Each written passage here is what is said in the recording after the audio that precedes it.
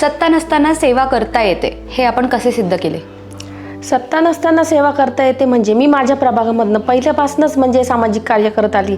जसं की प्रभागामध्ये नवरात्राचा कार्यक्रम असो किंवा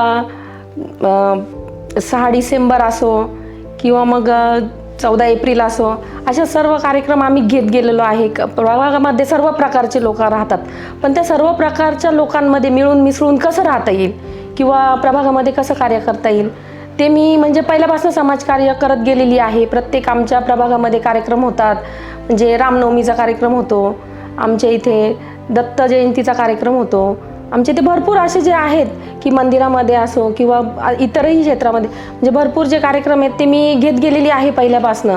आणि आमच्या इथे 14 एप्रिलचाही आम्ही आत्ता जो कार्यक्रम होता तो खूप चांगल्या प्रमाणात घेतला.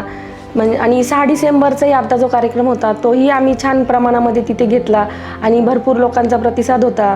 तिथे आम्ही अन्नदान वगैरे अशा काही गोष्टी घेतल्यात आणि मग या प्रकारातनं आम्ही समाजकार्य करू शकतो असं मला वाटतं.